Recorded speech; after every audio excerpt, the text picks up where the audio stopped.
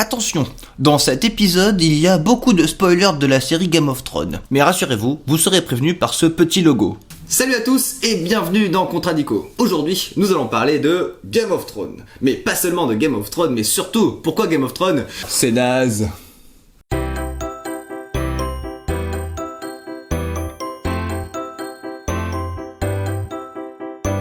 Game of Thrones, c'est une série télévisée adaptée d'une série de livres écrits par J.R.R. Martin qui a la fâcheuse tendance de tuer l'ensemble des personnages principaux. Et tu en as ras-le-bol que tout le monde en parle, que ce soit à la pause café, entre amis, en soirée, en famille. Et bien cette vidéo est faite pour toi et je vais te donner des armes pour te défendre contre les fans ultimes de Game of Thrones. Tout de suite, la première arme.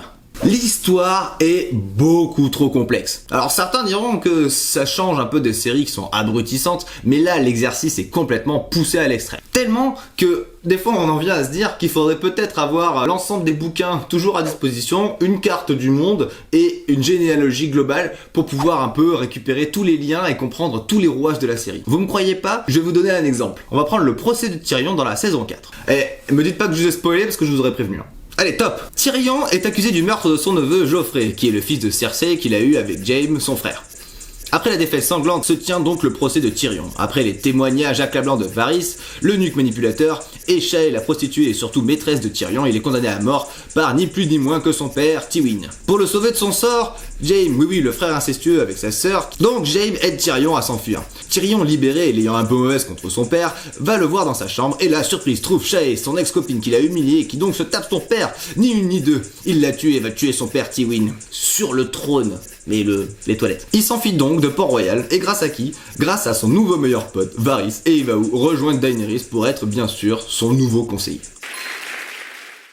Bon, vous les aviez vraiment toutes ces infos-là? Bah si vous les aviez, n'hésitez pas à me le dire dans les commentaires, hein? Parce que franchement, j'ai du mal à y croire. On va dire que un mec un peu trop intellectuel, très littéraire, sera pas convaincu par ça. On va voir une deuxième arme. Tous les persos fun meurent. C'est parti. Donc on commence tout de suite par la mort de Ned Stark dans la saison 1, qui est finalement la mort la plus injuste de la saison, car elle nous fait comprendre que chaque personnage peut clairement mourir. Ensuite, on a la fille de Stannis, une enfant qui est défigurée par une maladie, qui se retrouve brûlée par ses propres parents sur le bûcher. Mother, please, mother! C'est quand même moche, hein. Ensuite, on a la mort de Ramsay Bolton. Bon, finalement, celui-là, on est plutôt content qu'il meure, et surtout qu'il se fasse dévorer par ce chien. Le seul truc, c'est qu'il aurait pu quand même mourir beaucoup plus tôt. Enfin, on a l'apothéose des meurtres. Les noces pourpres de la saison 3. C'est finalement l'épisode le plus violent, mettant en scène la mort de 3 personnages complètement emblématiques de Game of Thrones. À savoir, Robb Stark, Talisa, sa femme enceinte, bon, même si on connaissait pas le bébé, c'est quand même moche, et enfin, Catelyn Stark. Certains diront que c'est mieux quand les personnes qu'on aime bien meurent. Bon ben, ceux-là, les énervez pas trop, hein. Parce que c'est pas... Là, en gros, si vous l'avez toujours pas convaincu, c'est que vous êtes tombé sur un intellectuel à tendance meurtrière. En gros, un sociopathe. Alors, bon, sinon, vous pouvez toujours tester la troisième arme. Quand j'ai téléchargé le premier épisode de Game of Thrones, j'avais une connexion qui était vraiment pas terrible. Du coup, je devais vraiment être sûr de ce que je téléchargeais.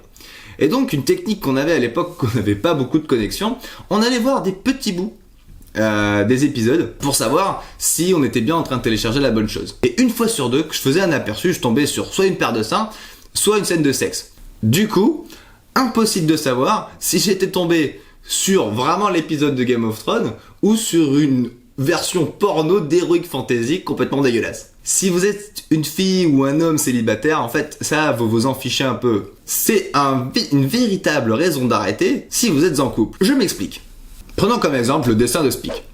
Alors Speak, dessinateur officiel de Contradico, surtout n'hésitez pas à aller liker sa page car il fait bien d'autres choses que Contradico et c'est vraiment super sympa. Sur son dessin, on y voit un fan de Game of Thrones interrompu dans son épisode par sa petite copine. Et je vous laisse imaginer ce qu'elle a envie de faire avec lui. Oh yeah. Évidemment, il a son quota de sexe, du coup il refuse. Et là, c'est le drame. C'est le drame, la souffrance éternelle. Dispute. C'est quand même dommage d'en arriver là pour une série. Bon, et si après tout ça, vous avez toujours pas réussi à le convaincre, c'est sûrement que vous êtes tombé sur un intellectuel psychopathe nymphomane célibataire. Parce que célibataire, c'est pas grave. Mais le reste, ça peut être problématique. Alors, la prochaine fois que vous regarderez Game of Thrones, repensez-y. Et voilà, c'est tout pour cette vidéo. J'espère que ça vous a plu. Si vous avez d'autres idées de désavantages ou de raisons de ne pas regarder Game of Thrones, surtout, n'hésitez pas à les mettre dans les commentaires. Si vous voulez aller plus loin, je mets toujours dans toutes mes vidéos des liens d'articles dans la description, donc n'hésitez pas à aller les consulter. Bon, et pour la prochaine vidéo, c'est à vous de jouer. Je n'arrive pas à me décider entre faire une vidéo sur les hand spinners ou sur la voiture électrique. Alors, vous pouvez répondre sur le sondage en haut à droite, ou bien tout simplement me le laisser en commentaire. Et sinon, je vous dis... À bientôt!